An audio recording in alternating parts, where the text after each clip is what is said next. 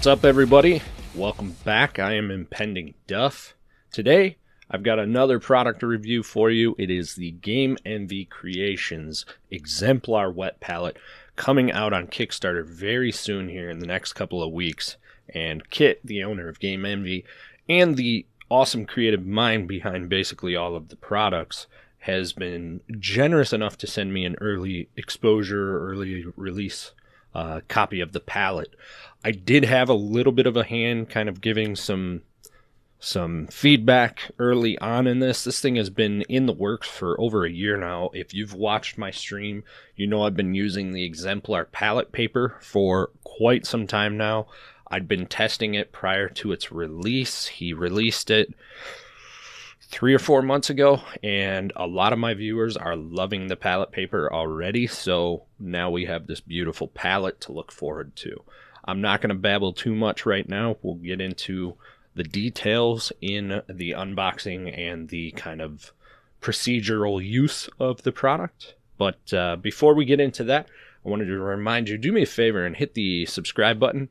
Make sure you ding that little bell thingy as well. And of course, a like and a comment always helps the algorithm gods. So check out all of my content down below in the links. I have a Patreon. I do this full time. You also stream on Twitch 3 days a week. And of course, all of my social media accounts have the same name, Impendingduff, one word, not very hard to remember. So be sure to check out my Instagram, where I'm probably the most active.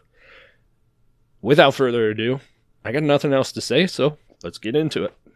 Alright, so here it is, the Exemplar Premier Wet Palette System, a Game Envy creation. This thing is pretty robust, pretty sturdy. It comes in multiple colors. Kit set me in green, obviously, because I love green. It's my favorite color.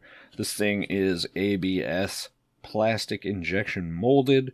It is the classic kind of clamshell shape. It is, measurement wise, 10 inches by 7 inches roughly, and it is pretty dang sturdy. It's not going to bend, it's not going to buckle. It's pretty sturdy. So let's break this thing down real quick. Right off the bat, you will notice this giant compartment here. Let's crack the bad boy open and see what it's got. Inside, we've got probably one of my favorite features already, is this beautiful mixing cup accessory tray thing. It has a little bit of a ridge line here so that if you set it aside while you're working, you can rest your Game Envy brushes. It, of course, sits back in there really well. It doesn't snap in or anything, but it's not going anywhere with the lid. Of course, you've got a nice little section to place your Game Envy brushes in there. You can fit any tools that you want if you need to. Then, of course, there's a feature that is pretty congruent across most of the kind of side accessories from Game Envy. This is a little tray for your cell phone. Then on top, what else do we have? But we have a rubber gasket here. A lot of people like to kind of keep their wet palette cracked overnight, depending on the climate you're in. Some people find that just leaving their wet palette ajar slightly will kind of help the paint stay viable. It doesn't over moisten the paint. That can be used for that.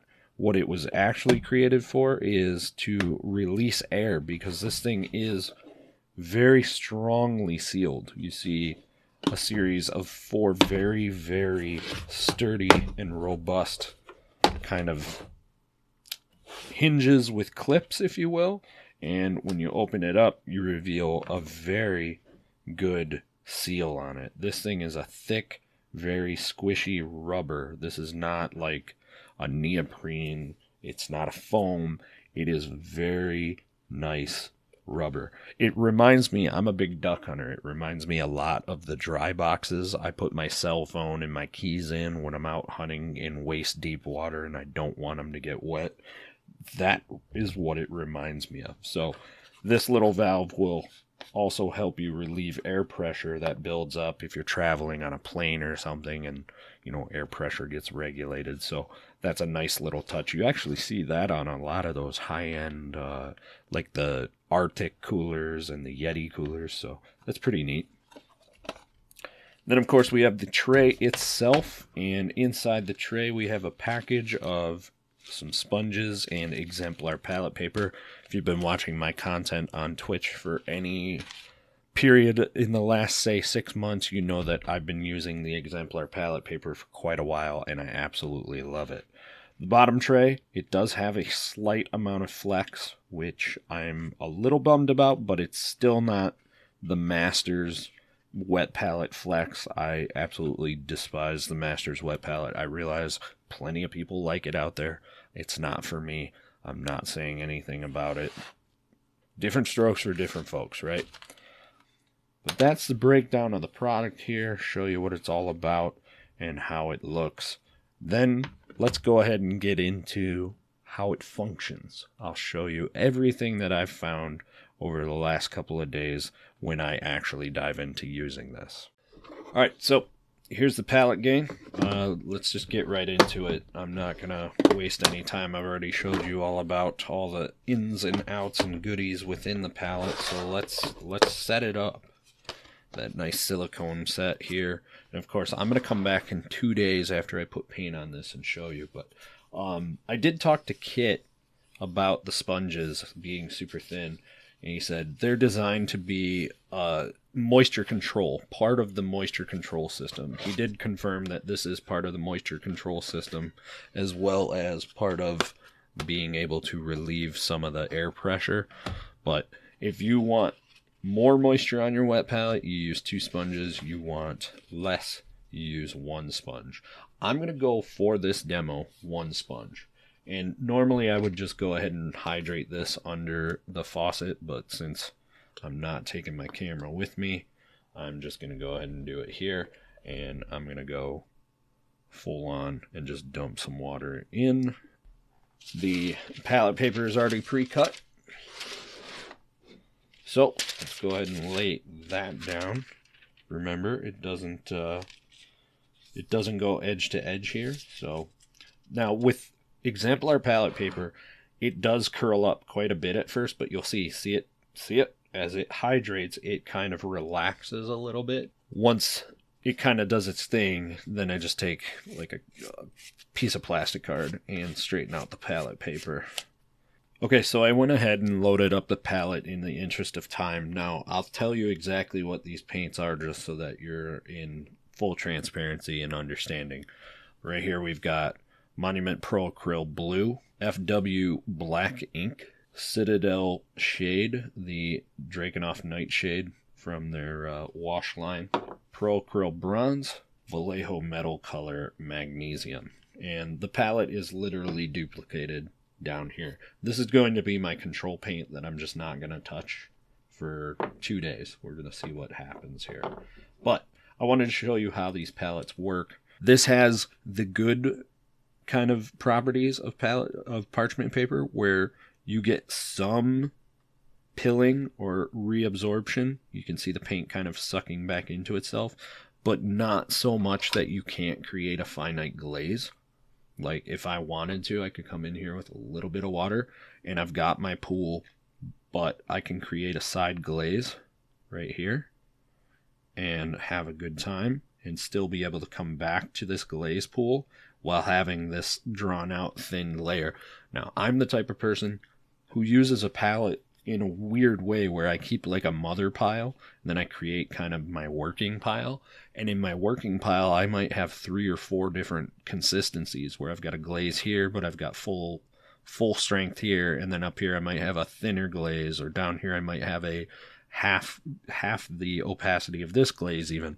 I work in very weird controlled piles. So the fact that it stays together but doesn't have that weird, like, there will be a giant glob here, a giant glob here, parchment is too hydrophobic in my opinion. Even though it's permeable, it's too hydrophobic. So I like having controllable piles. I think this palette paper kind of gives you the best of both worlds in the red grass palette paper and parchment paper. but none of either of those papers negatives. So I really feel this is a very superior palette paper. Now, inks, of course, are going to be super pigment rich, but they're super liquidy. Now, again, watch how it reacts here.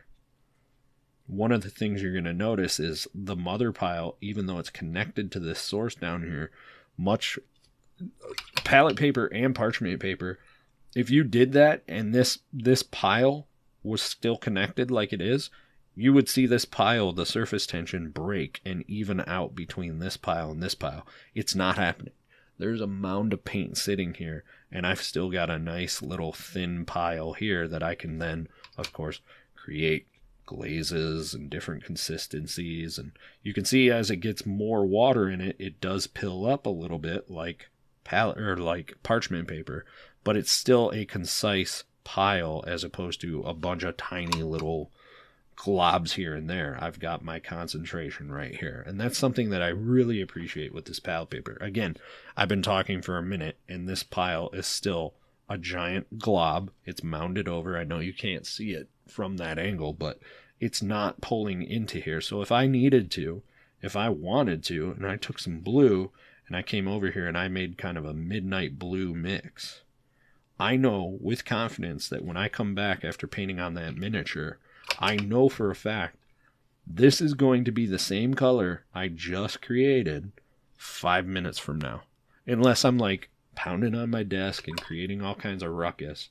This pile is not going to feed into this pile, then basically shading this kind of midnight blue that I've created down even further. And the same thing goes with washes. I just more or less wanted to show you guys how it reacts now. As a master kind of the giant glob, yeah, see, it's all going to kind of congeal back. With parchment, you might get stuff like this where there's like little piles here, there, everywhere, right? Because it disperses weirdly. With this, it stays in one pile, right? So I really enjoy that about this. And you can, again, thin it down however you want. Now, how do metallics work on this palette? Now, all right, I'm not here to debate the you shouldn't use metallics on your palette that has regular paints on it because the paint's going to bleed through. I think that's bull crap, but if you're not comfortable putting metallics on the same palette as your full opacity paints or your regular paints, whatever you want to call them, that's fine. That's your prerogative. Do what you got to do. I have no issues with that. This is also going to show you that these paints do not bleed through the paper. I'll show you the sponge after 2 days, right? So metallics, I'm not going to string them out or anything. They work like regular paint. But I do want to show you how these two different metallics, very different consistencies, react on the paint. That's why I'm still stringing them out. We all know that the Vallejo Metal colors are super, super fluid. They're very water-like, right? So I just wanted to illustrate how they work, right? So that's how they look. I'm going to leave these as the control for about 2 days, and then we'll come back and we'll look at the palette and how it performed. And much like I thought, pretty much the exact results that I would expect. I don't know if you can see it or not, but there's a discoloration up here. And essentially what it is, and you can see it in the metallics too, you can see kind of the ripple of the brass color over on the edge, but the top almost looks like a muddy black gray. And same thing with the ink even, you see some color separation and you see some dark kind of liquid above, right? This is essentially too much moisture being pulled through. Is that something that could have been regulated using the air valve? Maybe that's something I have to test next. But these are just essentially pigment rafts. In fact, very often you can just kind of scrape that off. Let's see what it does. Yeah, see that? See how it kind of moves along by itself? That's like pigment that's rose to the top, right? So I have a quick tip where I explain how to save this paint. And let's see if I can... I'll save it for the controls, actually, but... Let's go ahead and mix up some of these paints and just see what their consistency is now. Now, given like I said, this happens with every wet palette I've ever used. This paint is insanely wet now. So what causes this? Well, it's a level of moisture. I keep a very moist wet palette. In this sealed enclosure, it's going to circulate moisture. It's going to really saturate these paints with moisture, right? So unfortunately, after 2 or 3 days here, I don't think that these are viable paints for my style anymore. I could thin them down and use them as glazes.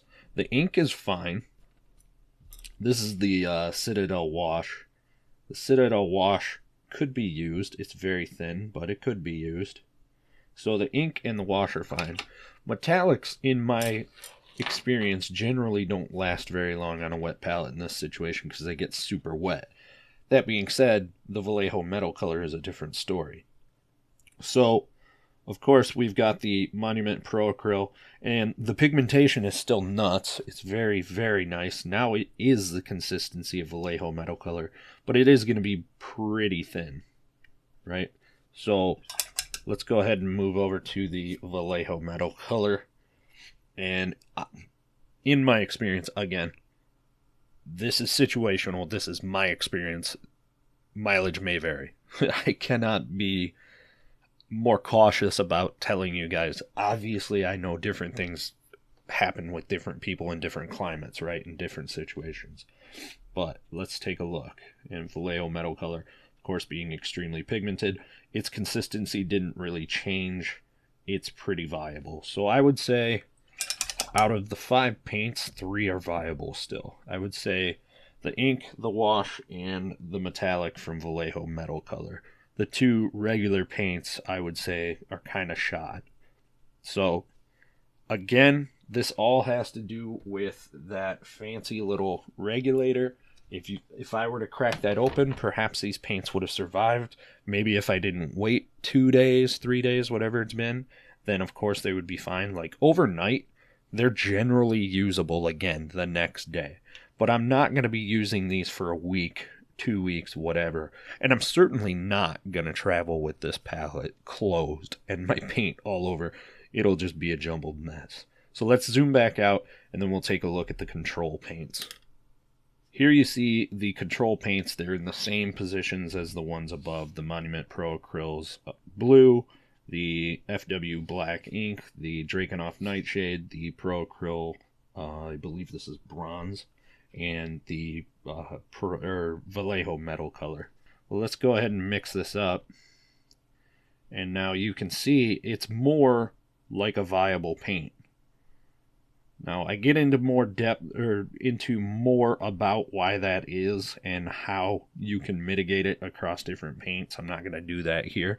But given this paint has sat for 2 days, that's a paintable paint. You know, that's not egregious. I'm going to go ahead and say that that's a usable paint, and I'll show you real quick. Just by sucking that moisture out, boom, I've got a good applicable paint here that's still going to work. It's going to be a little translucent, but at least you can keep your paint for a couple of days on the palette, right? I think we can all agree there. Now let's move on. Not much is going to be different from the control and the used paints, but I just want to show you the consistencies anyway. Black ink, still black ink. It's not nearly as thin as the other paints because we know that black ink is considerably pigmented. Of course, the shade, still pretty much a shade, right? The metallics, pretty much a soupy mess, but super pigmented. So if you wanted to, you could glaze with this. And yes, contrary to popular belief, you can glaze with metallics. And of course, the Vallejo Metal color, which is pretty much unchanged characteristically. And of course, consistency. Alright, one thing I want to show you guys is commonly people think that it's not okay for your metallics to share the palette with your opaque paints. I find that it typically doesn't matter, and it's never affected me, but I have no experience with this palette platform. I have experience with this paint, or this palette paper, and I've not had that issue on any other palettes before. So true to nature and true to my very transparent and fair reviews, I'm going to remove this right now without ever doing this prior to. I'm going to see it just like you're going to see it in real time for the first time. And just as I expected. Now, what I want to ask you all is, after three-ish days of this paint being on the palette, do you see any metallics, much less any paint, except for this tiny little speck of blue where I might have tore the palette paper? Do you see any metallics in here at all? That's going to conclude the use portion of this video, and I will see you in just a moment with my final thoughts. There you have it, gang. That's the kind of unboxing and procedural use of the wet palette. Let's recap real quick. ABS sturdy plastic, something that a lot of palettes, in fact, I don't think I know of a single palette on the market that has those 4 sturdy clips to actually clamp down the lid. Gives you a little bit of security when you're traveling. Now, granted, I'm not traveling with a wet palette full of paint, but still, you know that your wet palette's not going to open up. It's not a chintzy little headband that holds it together or anything, or nothing at all for that matter. We got the awesome accessory kind of cabinet in the top to hold a phone if you need to. You can hold instructions. You know, there's all kinds of really cool features in this palette, including the multi-accessory type dry palette, or well palette, if you will. I think this palette was really well thought of, and I did have an opportunity to kind of give feedback throughout the planning and research and development process of this product, but I wasn't like a key player or anything. So I really think Kit took to what he thought was needed and missing on the market and added it to it. He's not trying to reinvent the wheel with the moisture properties and, you know, some kind of weird scientific space sponge that makes you some kind of magical, powerful painter. I don't know. He's not reinventing the wheel on the actual wet palette portion. The sponge is different. The sponge seems to be much more moisture retentive than, say, the neoprene sponges that are popular right now. But the sponge itself does seem to have more of a kind of moisture retentive nature, so I really am excited about that portion.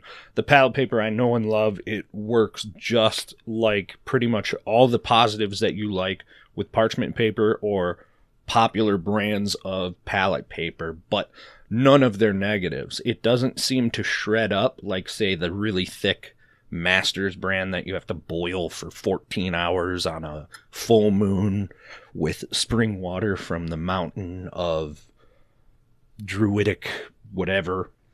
You know, it's just a real deal product, no BS, and it basically improves on adding a couple of new functions to the top portion of the palette itself. I really dig that moisture control flap.